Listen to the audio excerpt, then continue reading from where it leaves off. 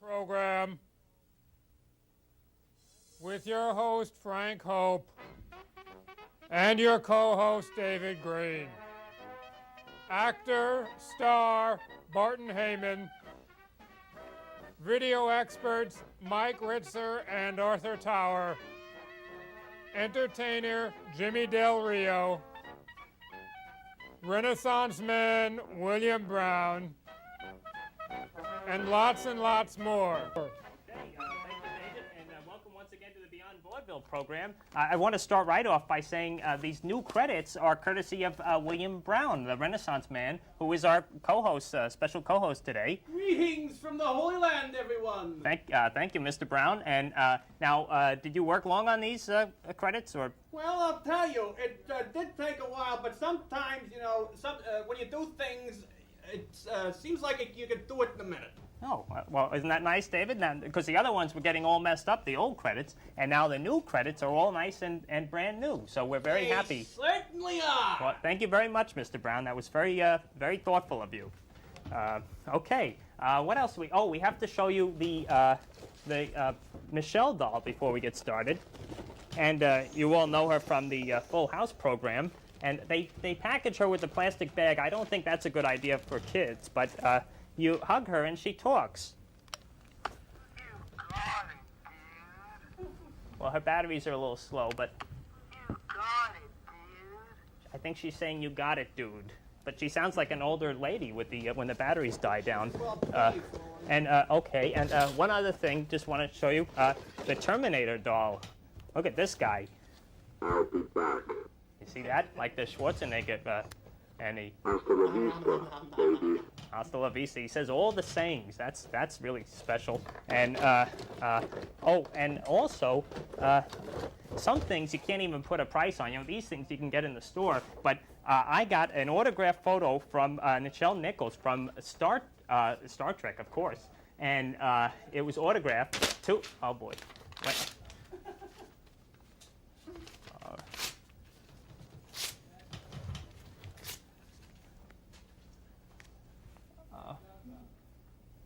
Okay, well, I hope Miss Nichols isn't watching. I'm sorry about the...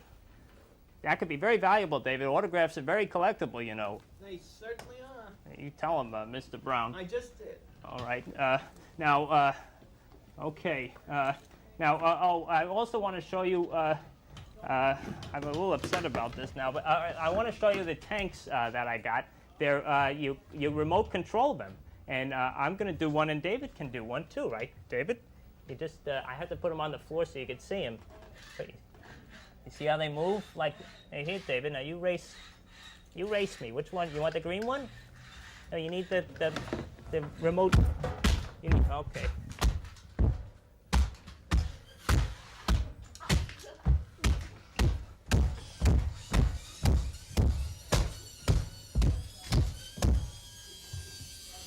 It's still moving, David.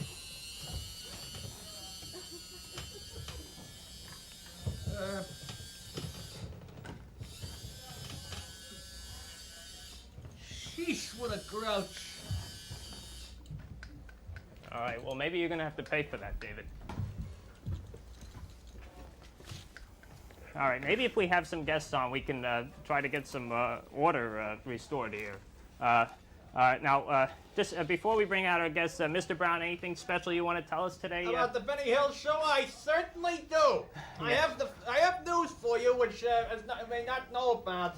That during the 1970-71 season in Britain, there were 3 lost episodes of the Benny Hill show for the very simple reason, the fact that they were in black and white. See, what happened was there was a labor dispute between the British Technicians Union, ACTT, and the ITV companies, of which Thames was a part, which resulted in a total ban at the time of all color production and transmission. Okay. Which means that all programs at the time were produced in black and white, and 3 Benny Hill shows were made that were not part of the syndicated series. Okay, and now, all right, so there are some missing episodes then, right? That's right. Okay, okay, well, let's move on now and introduce our special guest movie and TV star and all acting and everything. Please welcome the one and only Mr. Barton Heyman to the program. Hello, Mr. Heyman. Thank you. Welcome to the Thank program. you very much. I was much admiring the. Would you call this purple? Purple owl? That's a purple. Yes, Owl. he's very friendly. I was wondering if it was female or male, because it's kind of cute, and I sort of had a lech for it, but Oh boy. there it goes. Okay. Now, Mr. Heyman, I mentioned that you did all sorts of things. I had a surprise. All sorts of things. I brought a record Well, that you well, did but yes, a while back, that's me there, right? in my younger days. And this was back in the 70s. You did this, Yes. or, with the very talented Marshall Efron, right? Yes, my best friend, Marshall Efron. Yes, done many the Great American records. Dream Machine. Yes, that's right. He was in the Great American I remember Dream Machine. watching that show in the early 1970s. That program once featured a video, an early video, of That's the Way I've Always Heard It Should Be by Carly Simon. Oh, okay. Now, Mr. Heyman, I read a terrible story in the newspaper over the summer about you, and that you were shot I was by was accident. shot. Right? Yes. I was driving down the West Side Highway at 11 o'clock at night on a Sunday, coming back from the country. This was after 10 days in Vancouver doing a guest star on the commish, and there were 14 productions out of the country at one time. A very civil place, Vancouver. Right. And I came home Friday night to hear a lot of shouting and terrible speech and hostile behavior on the street. And 2 days later, driving home from the country, I got shot Ow. with a .38 that came out of the blue into the convertible top. It was like right there as I was reaching for the radio. And did they catch the guys, or? Oh, they don't even look. Oh boy. The police came at the hospital, and they like frickin' frack, and they just take notes, and you're just a statistic. Wow. And nobody takes it seriously, because over 293 people have been shot by stray bullets in New York City this year. Wow. I was very, very fortunate. I knew instantaneously I was unlucky and lucky at the same time, but more lucky than unlucky, because I could keep on driving and park my car and lock it up so no one would steal it while I was at the emergency. And you just kept driving, even though you were. Oh, what else are you going to do? I mean, you don't want to go into shock on the West Side Highway and leave your white Volkswagen convertible for somebody to steal. And then when you get to the hospital, you want to give all your credit cards and things to your loved ones so no one at the hospital will steal it, because, of course, we're in a form of hell, actually. We're like Oakland at this point. There's no there here. Oh, well, But it is a one mean good city. thing about it is that it came through here as I was reaching for the radio, so, it gives meaning to don't touch that dial, I would say. But now it's migrated almost out to the surface of the skin there, and it should be an easy extraction. So I was bizarrely very, very fortunate. So you have the bullet in you now? Yeah. Yeah. What happens when you go to the airport through the thing? Everybody asks that, but as a matter of fact, the amount of alloy there that would cause the detector to go off is insignificant. So it really doesn't set off the detector. I've flown since then. Oh, okay. So, but it does give you a certain cachet. Right. Because in any group of actors auditioning for parts and things, you can say, I bet I'm the only actor in this room that's got a bullet in him. Oh. And usually that's the case. Yeah, I would think so.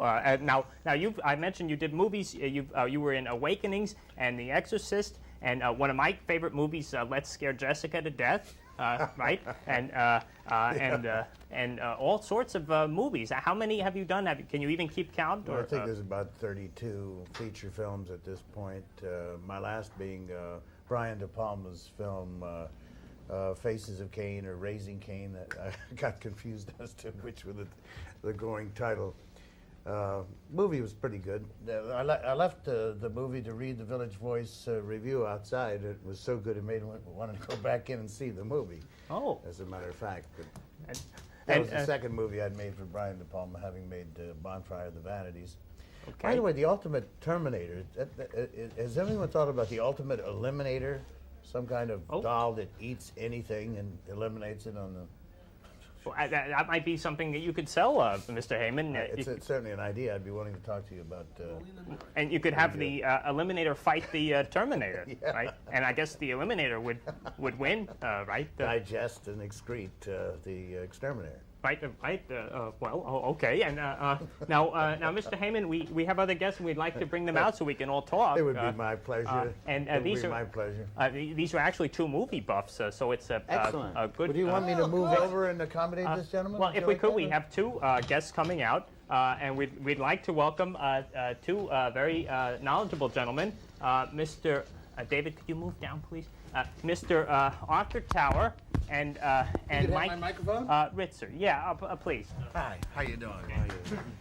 Hello, gentlemen. Okay, Mr. Ritzer, how are you? You want to do all the talking? If you could just watch out for the tank there, Mr. Yeah, I Tower. want to make sure I don't step on any whatever this is. Sorry about that little accident there with David. I don't mind. That Okay. should be the least of my problem. Okay. After I have to walk through the streets of New York, I'm going to worry about this. Well, that's you have to be careful. Like Mr. Heyman got Oh, the of bullet course. in his arm there.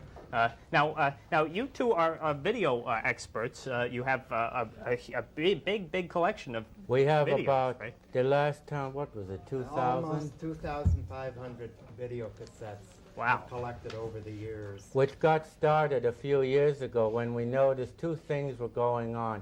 It was impossible to sit comfortable in any regular movie house because, number one, these big, once great, glorious movie palaces, some of which dating back to, shall we say, the early years of this century, those that were still standing were being turned by the very people who owned them into multiplexes, wherein you had a few hundred seats and what amounted to often terrible sound at times, and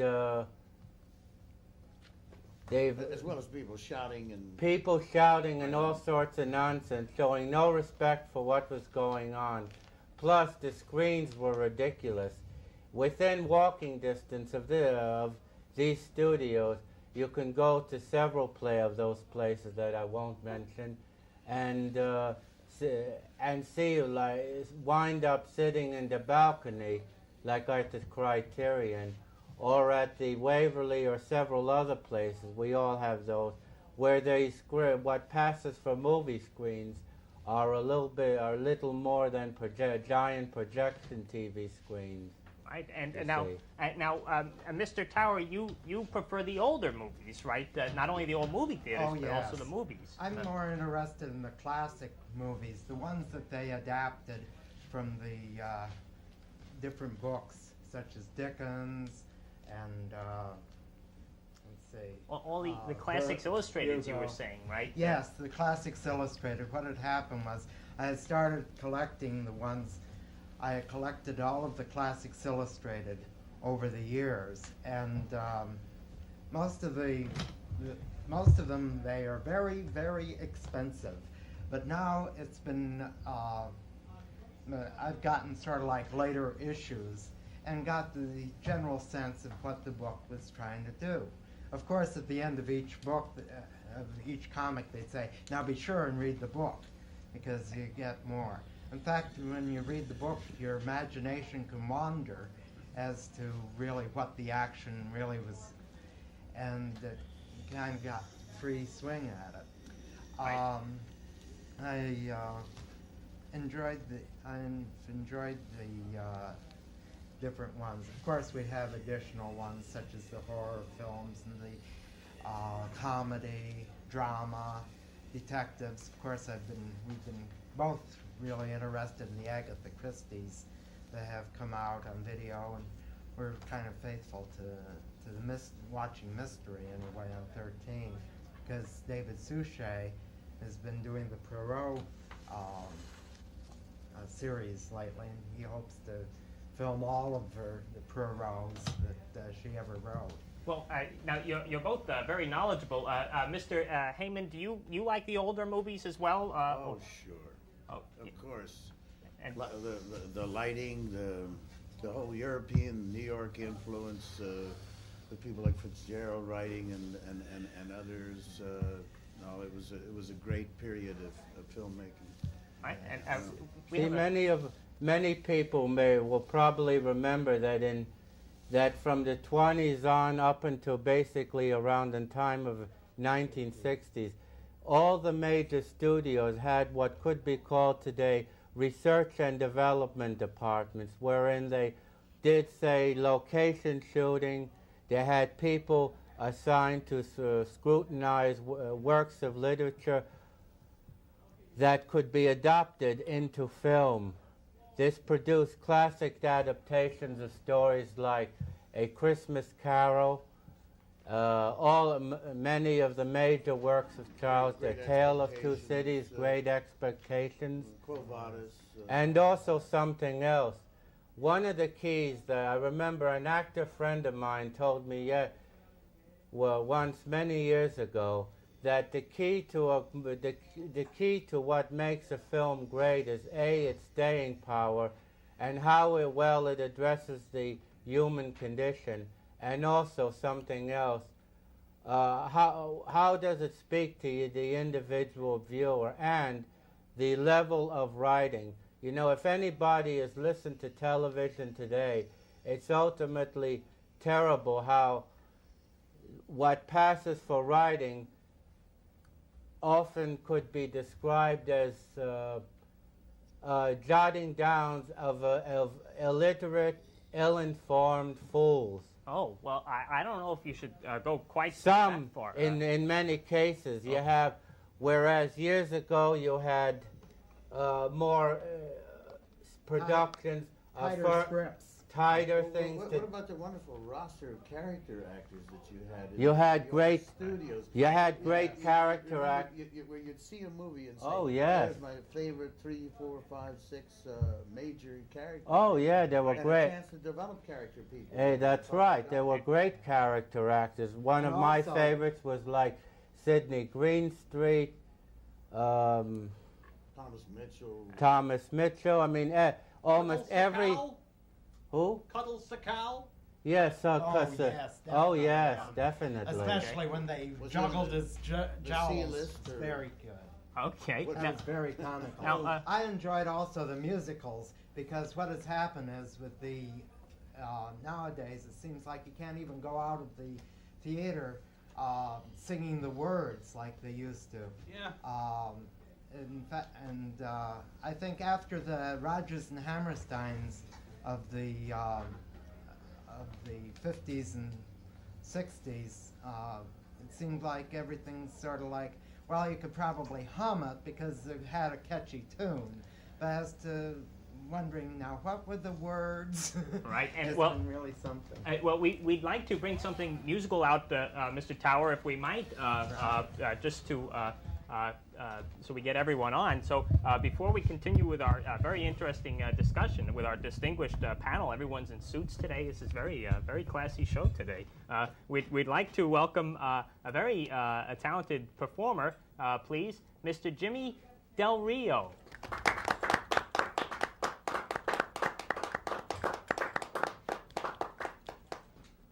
Okay, is the music? Okay, Jimmy Del Rio.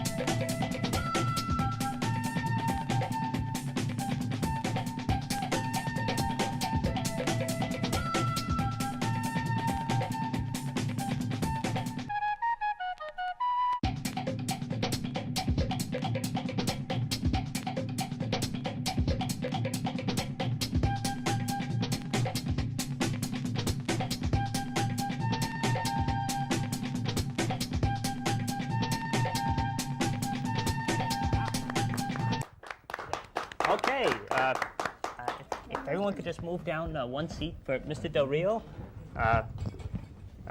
Okay, wow. That, I'm sorry about the microphone. oh, please join us, Mr. Del Rio. Thank you. Wow, that was, thank you. that was very nice. Thank you. I'm glad to be in your show. Okay, now, how do we say Beyond Vaudeville in Spanish? Do you know the name of our show? The name of your show? Yeah, in Spanish, how you say Beyond Vaudeville? Vaudeville is like vaudeville is like vaudeville is a French word. Yes. This is like a hot review, like a hot review in Spanish. Oh, okay. Vaudeville is a revista. Oh, Revista. Yes, vaudeville is a musical show. Oh, okay.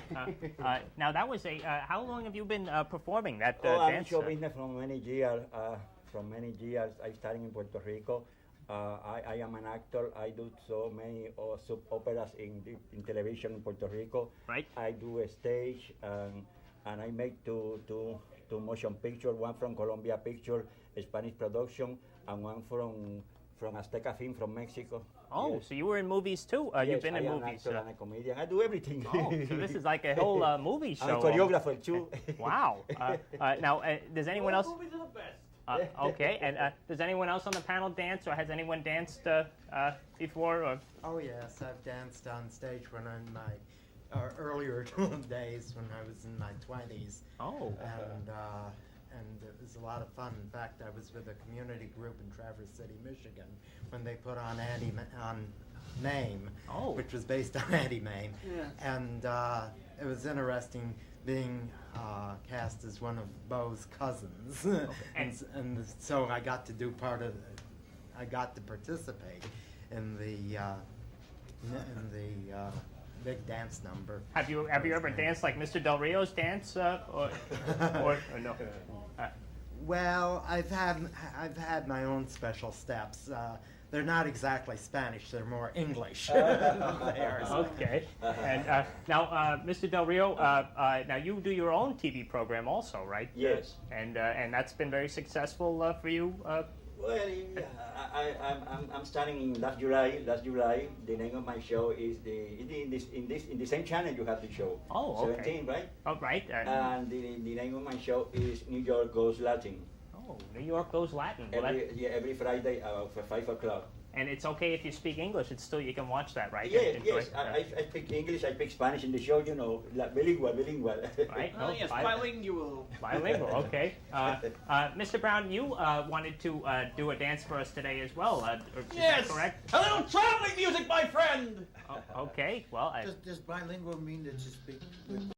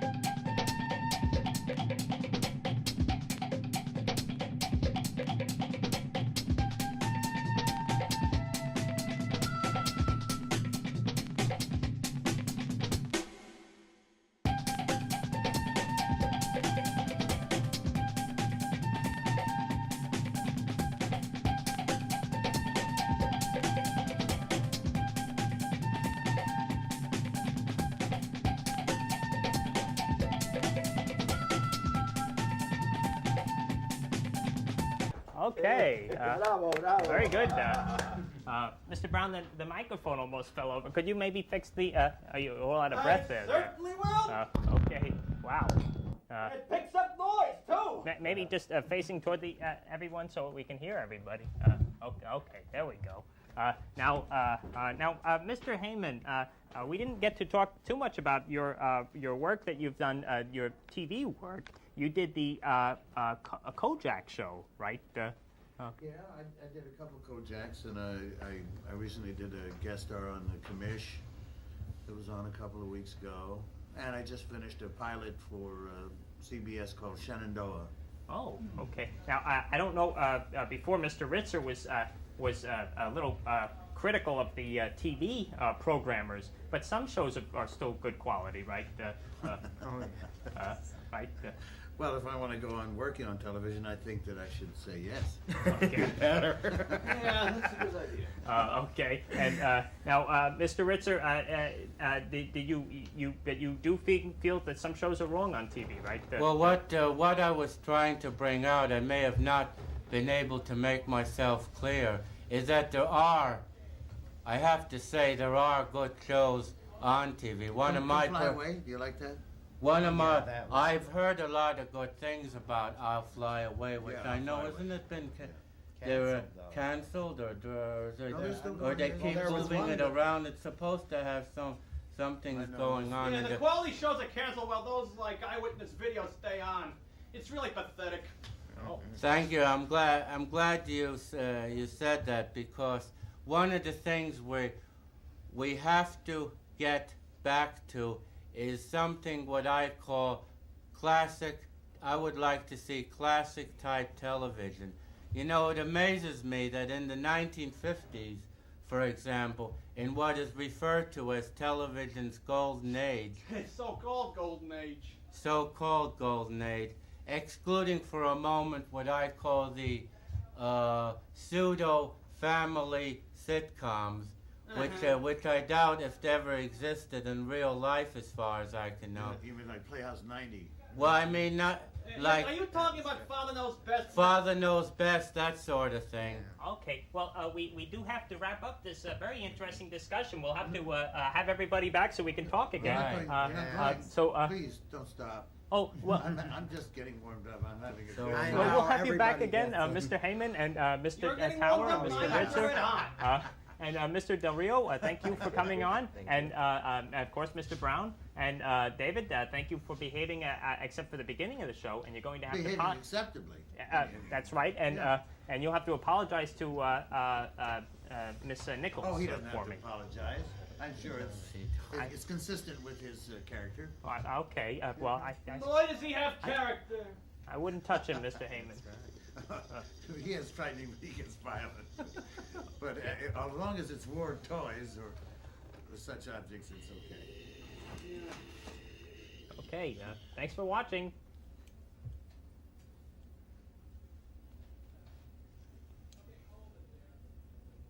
Merry Christmas, huh? Merry Right, Christmas Merry and Christmas, Happy yeah. New Year. Holidays.